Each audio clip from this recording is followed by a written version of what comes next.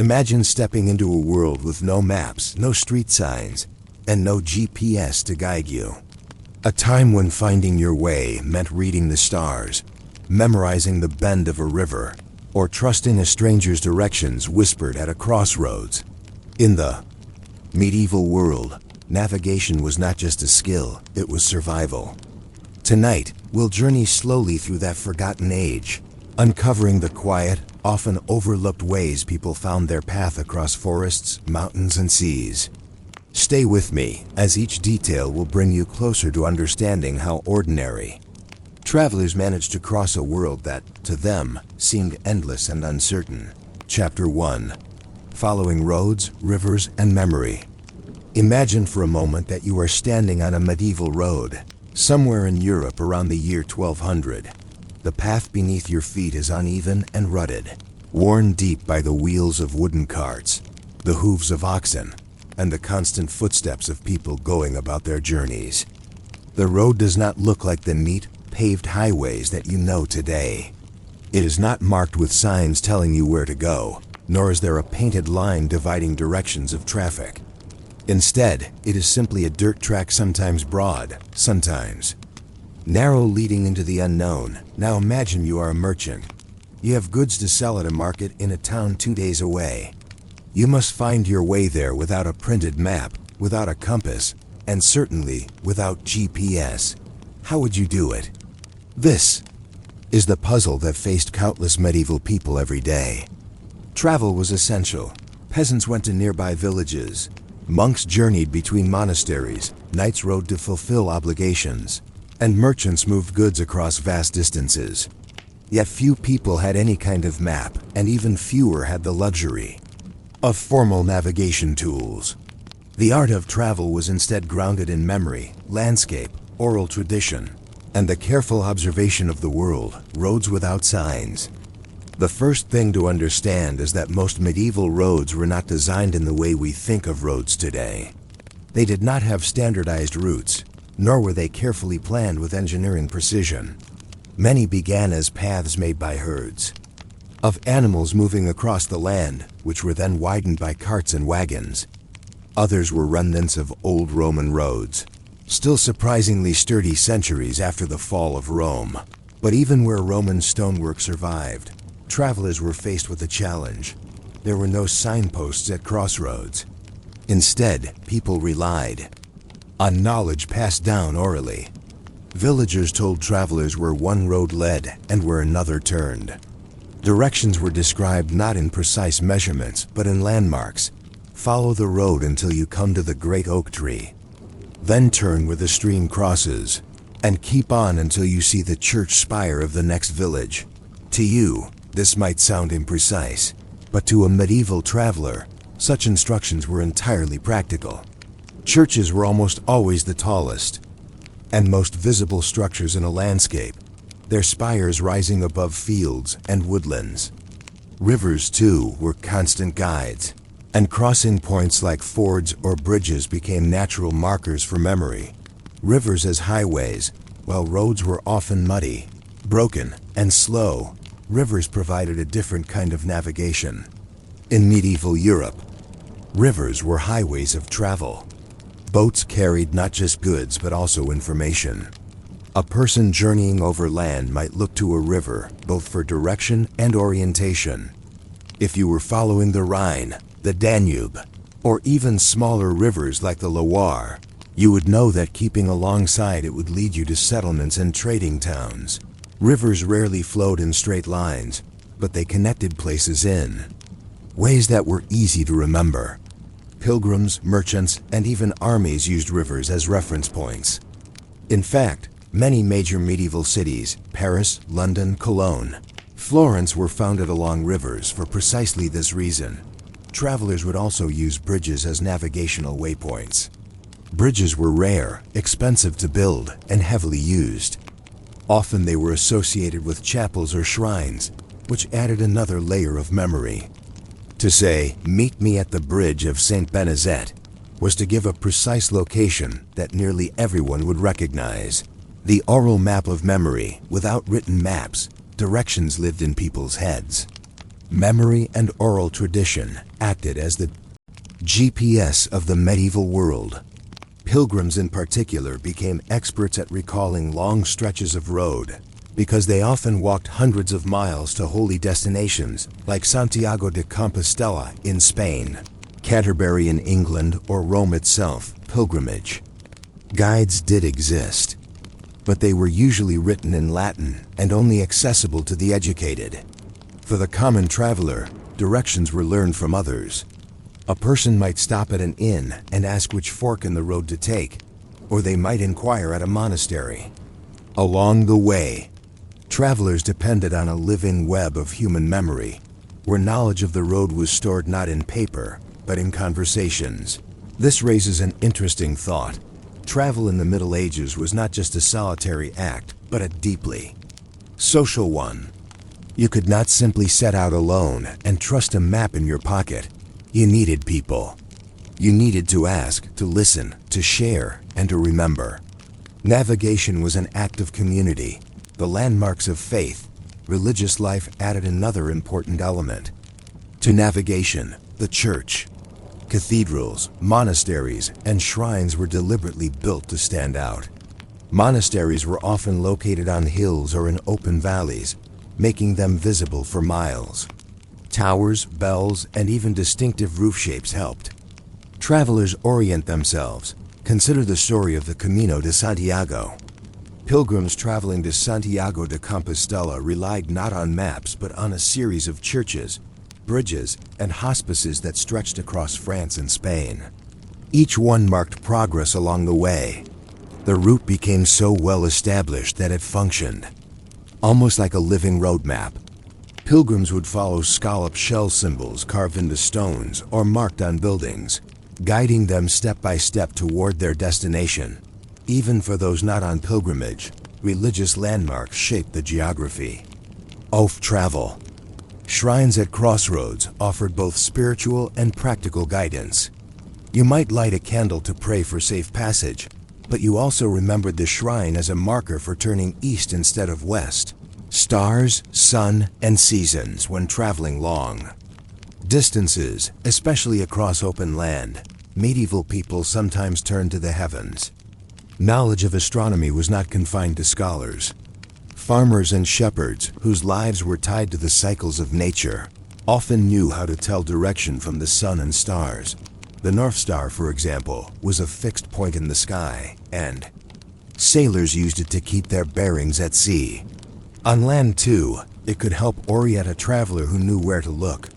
But this was not always precise, and it required a clear sky. For the most part, medieval land travelers preferred landmarks and human directions to the stars. Still, the cycles of the seasons mattered. Roads that were usable in summer might be impassable in winter. Rivers that were easy to ford in dry months might become dangerous floods in spring. To navigate the medieval world, you had to understand not just space, but time, the rhythm of nature itself, the merchant's path. Let us return to our imagined merchant. He leaves his village at dawn, pushing his cart of goods. He knows the road because he has traveled it before. He remembers the crooked tree by the field, the place where the stream bends, the inn where he once stopped to rest. At the first crossroads, he pauses. There's no sign telling him which road leads to the market town. But he remembers the words of a fellow merchant. Take the left road, not the right. The right will lead you into marshland. Later, he passes a small shrine with a carved figure of the Virgin Mary. He knows this is halfway to his destination. He stops, lights a candle, and continues on, comforted that he is on the right path. By nightfall, he sees the spire of the town church rising above the horizon. The sight tells him he has arrived. Without map, compass, or GPS, he has found his way. Using memory, landmarks, and human connection, medieval navigation was not about precision. It was about resilience, adaptation, and trust in shared knowledge.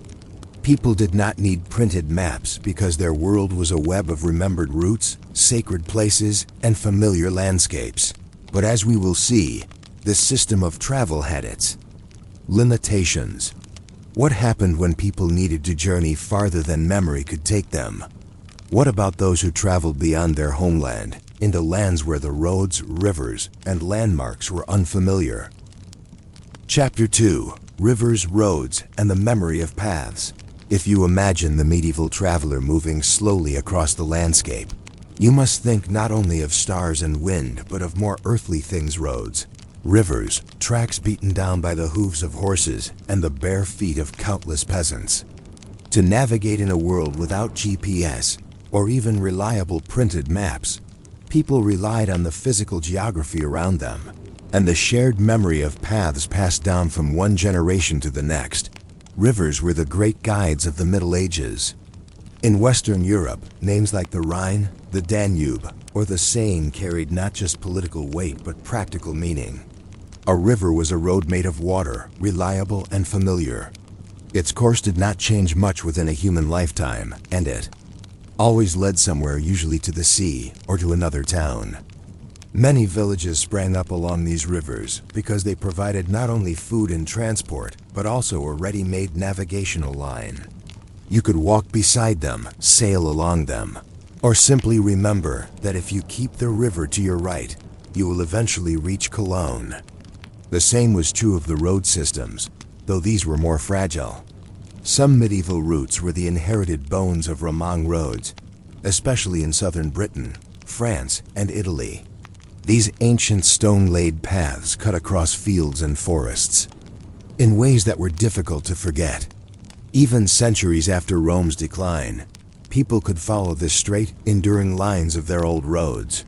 But other routes were far less permanent, muddy tracks across open fields, worn down by carts, disappearing when the rains turned them into bogs, or when new settlements diverted traffic elsewhere. A medieval traveler had to know which paths held firm and which ones would lead them astray, and so memory became the most important compass of all. You might not own a written chart, but you knew what your parents told you.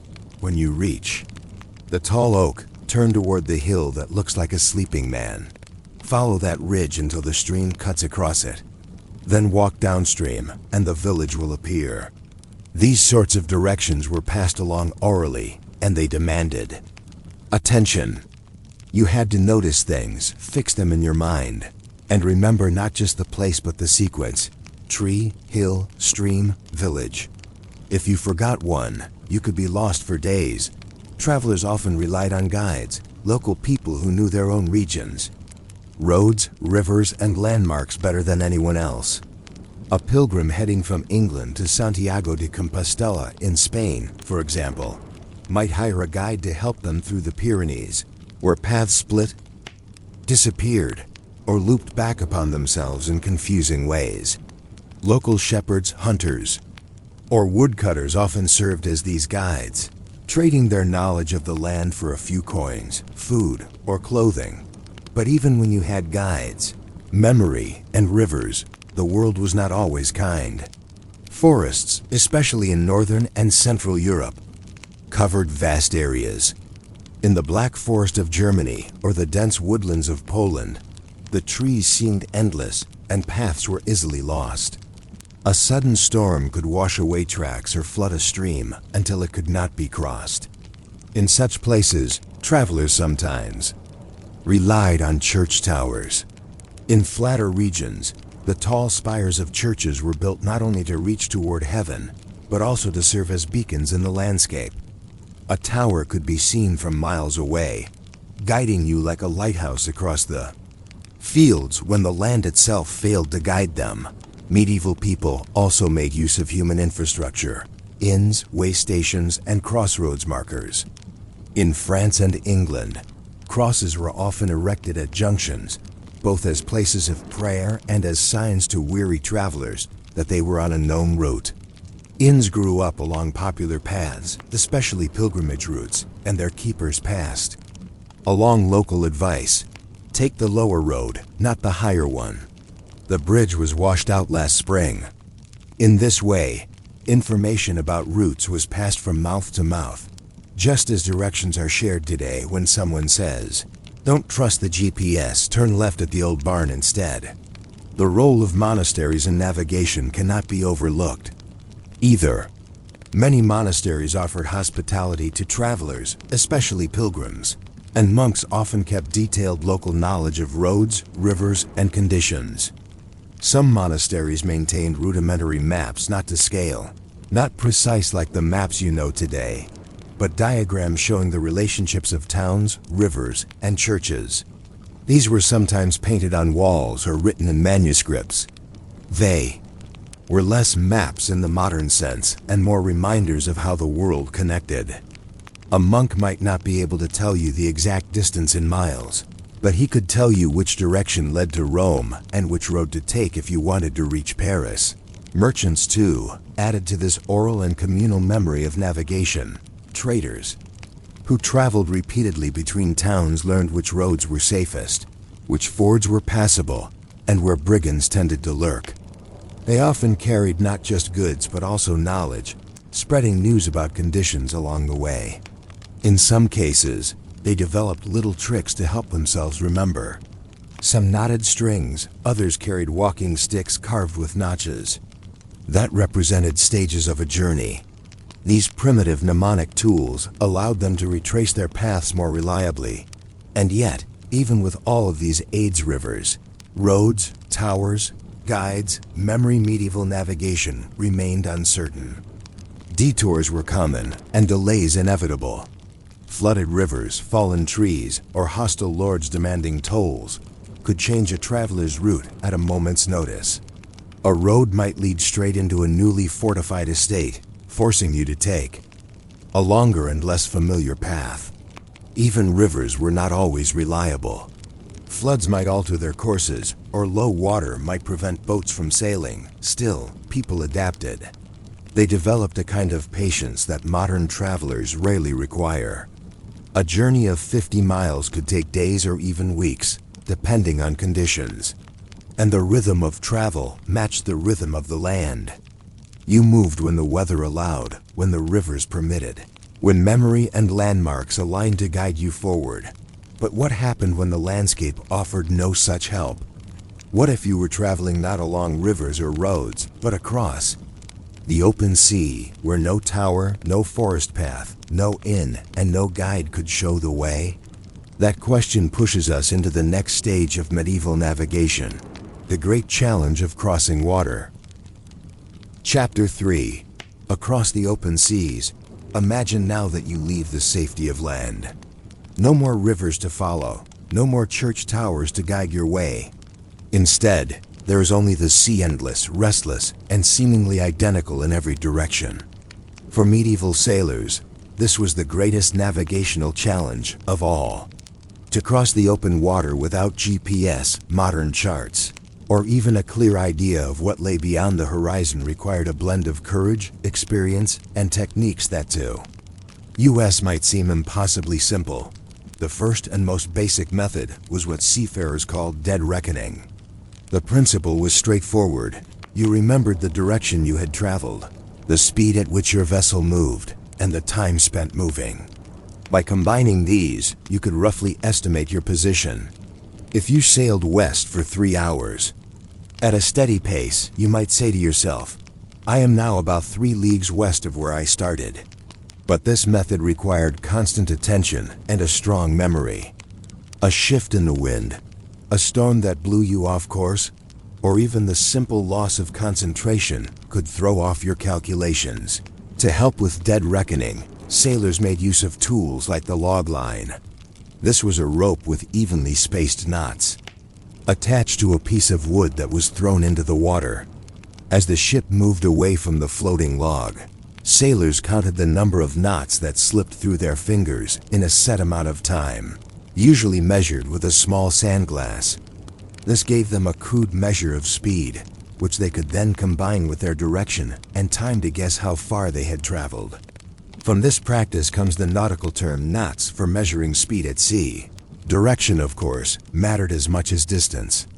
Long before compasses were common in Europe, sailors used the sun and stars to guide them.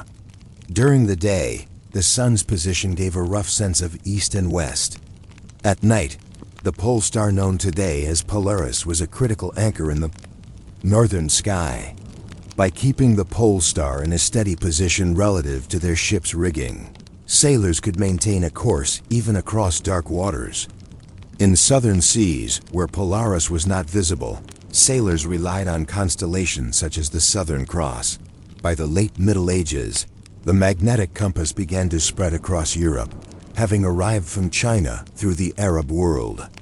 The earliest European compasses were simple devices, a magnetized needle floating on a piece of cork in a bowl of water.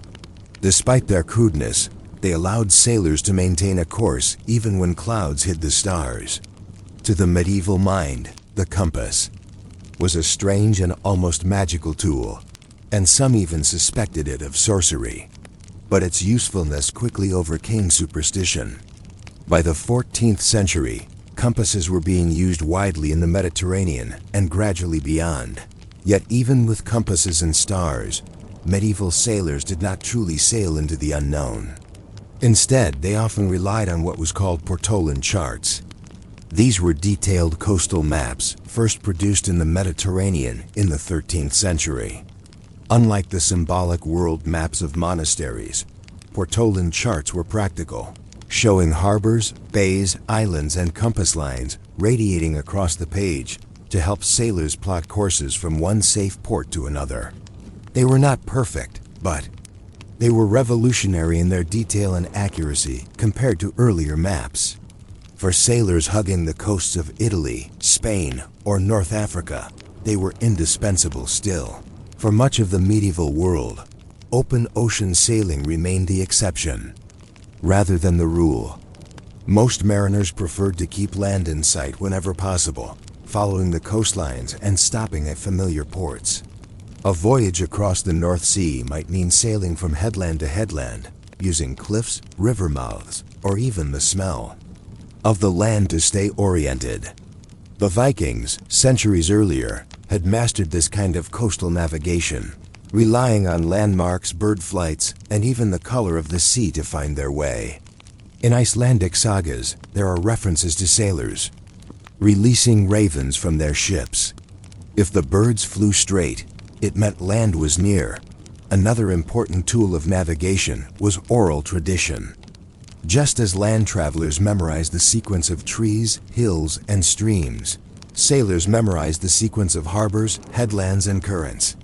Directions were often given in terms like, sail 2 days westward until you see the high cliffs.